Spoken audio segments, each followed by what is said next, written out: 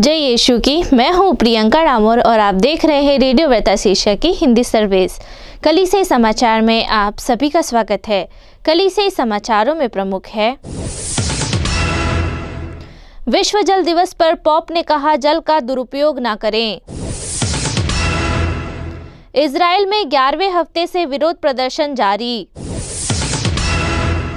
यूरोपीय संघ के नेतृत्व वाले सम्मेलन में दानदाताओं ने तुर्की व सीरिया के पुनर्निर्माण में मदद करने का संकल्प लिया। यरूशलेम में पवित्र स्थलों की सुरक्षा अपील में WCC शामिल। धर्मांतरण गिरफ्तारी पर पुलिस कमिश्नर से मिले कानपुर के ईसाई। भाजपा को केरल के आर्चबिशप के आश्वासन से ईसाई खफा। संपत्तियों के मामले में भारतीय धर्माध्यक्षों की सत्ता में वापसी। भारत में अल्पसंख्यक कॉलेजों में राज्य फीस को विनियमित कर सकते हैं। कंधमाल मानवाधिकार पुरस्कारों की घोषणा। अब जानते हैं समाचार विस्तार से। विश्व जल दिवस पर पोप ने कहा जल का दुरुपयोग ना करें।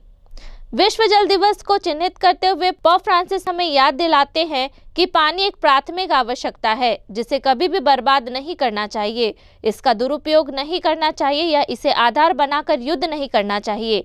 22 मार्च को विश्व जल दिवस मनाया जाता है जो इस प्राथमिक आवश्यकता और सुरक्षित पानी तक पहुंच के बिना रहने वाले 2 अरब लोगों के बारे में जागरूकता बढ़ाता है। यरूशलेम में पवित्र स्थलों की सुरक्षा अपील में WCC शामिल। यरूशलेम में गेतसेमनी के महागिरजाघर में नवीनतम हमलों सहित पवित्र स्थलों पर हमलों की एक श्रृंखला के बाद कलीसियाओं के विश्व परिषद पवित्र स्थलों की रक्षा करने की अपील में शामिल हुई। कलीसियाओं की विश्व परिषद ने यरूशलेम में पवित्र स्थलों पर हुए हमलों की निंदा की और उनकी सुरक्षा की मांग की है। 19 मार्च के पूर्वी यरूशलेम में गेतसेमनी के महागिरजाघर में हुए हमले के मद्देनजर जारी एक बयान में WCC महासचिव डॉक्टर जेरी पिल्ले ने कहा कि वे यरूशलेम के ऑर्थोडॉक्स प्रतिधर्माध्यक्ष की अपील में शामिल हुए हैं। प्रतिधर्माध्यक्ष थियोफिलुस तृतीय ने गिरजाघर में जहां कुंवारी मरियम का मकबरा स्थित है, एक धर्म विधि समारोह के दौरान 2 पुरुषों द्वारा किए गए हमले की कड़ी निंदा की। उन्होंने ख्रिस्तियों और उनके पवित्र स्थानों की बेहतर सुरक्षा के लिए अपील की। यूरोपीय संघ के नेतृत्व वाले सम्मेलन में दानदाताओं ने तुर्की व सीरिया के पुनर्निर्माण में मदद करने का संकल्प लिया। यूरोपीय संघ के नेतृत्व वाले सम्मेलन में दानदाताओं ने पिछले महीने के विनाशकारी भूकंपों के बाद तुर्की और सीरिया के पुनर्निर्माण में मदद के लिए 7 अरब यूरो देने का संकल्प लिया। तुर्की की गणना के अनुसार भूकंप से हुए विनाश की लागत $104 बिलियन तक पहुंच जाएगी और शहरों के पुनर्निर्माण के लिए दान का स्वागत किया जाएगा। संयुक्त राष्ट्र विकास कार्यक्रम का भी अनुमान है कि तुर्की के लिए कुल वित्तीय बोझ करीब $103.6 अरब होगा। 6 फरवरी को आए भूकंप के इस क्षेत्र में हाल के दिनों में आई सबसे भीषण प्राकृतिक आपदा थी। तुर्की और सीरिया में 56,000 से अधिक लोग मारे गए। इजराइल में 11वें हफ्ते से विरोध प्रदर्शन जारी। जैसा कि इजराइल में अशांति जारी है, सुप्रीम कोर्ट की शक्तियों को कम करने की सरकार की योजना के विरोध में हजारों नागरिक सड़कों पर उतर आए हैं। इजराइल को झकझोर कर रख देने वाले ये प्रदर्शन अब 11वें हफ्ते में प्रवेश कर गया है। बड़े पैमाने पर हंगामे के कारण देश में अब तक देखी गई सबसे बड़ी रैलियां हुई है। स्थानीय मीडिया के अनुसार विरोध प्रदर्शन ने अर्थव्यवस्था को प्रभावित किया है। धर्मांतरण गिरफ्तारियों पर पुलिस कमिश्नर से मिले कानपुर के ईसाई।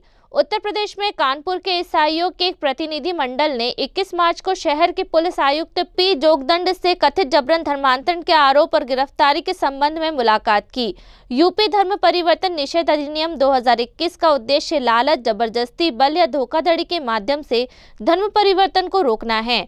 कानून को 27 नवंबर 2020 से पूर्वव्यापी प्रभाव से लागू किया गया था। कानून के तहत बेहतर जीवन शैली का आश्वासन या ईश्वरीय नाराजगी की धमकी भी अपराध माना जाता है। अधिनियम सामूहिक रूपांतरण को 2 या 2 से अधिक व्यक्तियों के रूप में परिभाषित करता है। इसलिए यदि कोई विवाहित जोड़ा धर्मांतरण भी करता है तो ये सामूहिक धर्मांतरण का मामला बन जाता है। दुर्भाग्य से इस अधिनियम के प्रावधानों का उपयोग पूरे राज्य में ईसाइयों को परेशान करने के लिए किया गया है।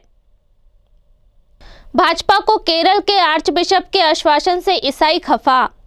भारत भर के कैथलिकों ने केरल के एक आर्च बिशप के प्रति गुस्से की प्रतिक्रिया व्यक्त की है, जिसमें भारतीय जनता पार्टी को सशर्त समर्थन देने की पेशकश की है, जो संघीय गठबंधन सरकार का नेतृत्व करती है। 18 मार्च को टेलीचेरी के आर्च बिशप जोसेफ ने भाजपा को केरल से कम एक सीट का आश्वासन दिया, अगर संघीय सरकार रबर की कीमत 300 रुपए तक बढ़ा देती है। सिरोमालाबार धर्माध्यक्ष केरल के कन्नूर जिले के पूर्वी क्षेत्र के अलाकोड़ गांव में एक किसान रैली को संबोधित कर रहे थे। हिंदू राष्ट्रवादी भाजपा के पास वर्तमान में केरल में कोई संसदीय विधायकी सीट नहीं है, जहां ईसाई 3.57 करोड़ से 18% से अधिक है। इंडियन करेंट साप्ताहिक के संपादक फादर सुरेश मैथ्यू कहते हैं, आर्च बिशप जोसेफ के बयान को केरल के ईसाइयों के रुख के रूप में स्वीकार नहीं किया जा सकता है। हालांकि ईसाई नेताओं के द्वारा भाजपा के साथ गठबंधन करने का प्रयास किया गया है। संपत्तियों के मामले में भारतीय धर्माध्यक्षों की सत्ता में वापसी। सुप्रीम कोर्ट ने केरल में कैथलिक बिशपों को डायसेशन संपत्तियों को स्थानांतरित करने की शक्तियों को बहाल कर दिया है और एक राज्य अदालत के आदेश को रद्द कर दिया है, जो उन्हें केवल आध्यात्मिक मामलों से निपटने के लिए प्रतिबंधित करता है। केरल कैथलिक बिशप काउंसिल के प्रवक्ता फादर जेकब जी पलकपल्ली ने कहा, उच्च न्यायालय की टिप्पणियों को रद्द करने का सर्वोच्च न्यायालय का आदेश बिशप और राज्य के पूरे ईसाई समुदाय के लिए बड़ी राहत का मामला है। सुप्रीम कोर्ट ने 17 मार्च को कहा कि राज्य उच्च न्यायालय का आदेश अनुचित था और रद्द करने लायक था और तदनुसार इसे रद्द कर दिया गया है। भारत में अल्पसंख्यक कॉलेज में राज्य फीस को विनियमित कर सकते हैं। भारत में अल्पसंख्यक ईसाइयों द्वारा संचालित उच्च शिक्षण संस्थानों के लिए दूरगामी प्रभाव वाले एक फैसले में देश की शीर्ष अदालत ने आदेश दिया है कि अल्पसंख्यक शैक्षणिक संस्थान अपनी स्वयं की फीस संरचना तैयार करने के लिए स्वतंत्र है। राज्य के पास इसे विनियमित करने की शक्ति है। सुप्रीम कोर्ट का फैसला एक याचिका पर सुनवाई करते हुए है, जिसने राज्य में अल्पसंख्यक संचालित उच्च शिक्षा संस्थानों में फीस और प्रवेश को विनियमित करने के लिए केंद्रीय भारतीय मध्य प्रदेश राज्य द्वारा गठित एक समिति के अधिकार को चुनौती दी थी। कंधमाल मानवाधिकार पुरस्कारों की घोषणा। राष्ट्रीय एकता मंच ने 2 प्रतिष्ठित व्यक्तियों और 2 प्रतिष्ठित संगठनों को हमारे देश में मानवाधिकार, सामाजिक न्याय और धर्मनिरपेक्ष और लोकतांत्रिक मूल्यों को बढ़ावा देने में उनके जबरदस्त काम के लिए सम्मानित करने और उन्हें वर्ष 2022 के लिए कंधमाल मानवाधिकार पुरस्कार से सम्मानित करने का फैसला किया है। व्यक्तिगत श्रेणी में मानवाधिकार वकील और मुंबई में शांति कार्यकर्ता अधिवक्ता शकील अहमद को कंधमाल मानवाधिकार पुरस्कार दिया गया। संगठन श्रेणी में भारत में जन आंदोलन और संगठनों का गठबंधन लोक आंदोलन के राष्ट्रीय गठबंधन को कंधमाल मानवाधिकार पुरस्कार प्रदान किया गया। विशेष सम्मान वनवासी चेतना आश्रम के संस्थापक और प्रसिद्ध गांधीवादी कार्यकर्ता श्री हिमांशु कुमार को कंधमाल मानवाधिकार पुरस्कार प्रदान किया गया। विशेष सम्मान वर्षों से शांति और सांप्रदायिक सद्भाव में लगे कंधमाल हिंसा के उत्तरजीवियों के लिए एक मंच कंधमाल सर्वाइवर एसोसिएशन को कंधमाल मानवाधिकार पुरस्कार प्रदान किया गया। कंधमाल मानवाधिकार पुरस्कार व्यक्तियों, संगठनों, आंदोलनों को मानवाधिकार, सामाजिक न्याय और सभी के लिए समानता, प्रचार, संरक्षण और उन्नति में उनके उत्कृष्ट योगदान के लिए मान्यता देता है। इसी के साथ कलीसिया समाचार समाप्त हुए। अगली बार फिर मुलाकात होगी नई खबरों के साथ। नमस्कार। रेडियो वेरितास एशिया आपके लिए लेकर आए हैं RVA mobile app. RVA mobile app पर हमारे विभिन्न प्रकार के कार्यक्रमों का लाभ लें, हमसे जुड़े और एशियाई ईसाईयत की आवाज का हिस्सा बने। आज ही ऐप स्टोर एवं प्ले स्टोर से RVA मोबाइल ऐप डाउनलोड करें।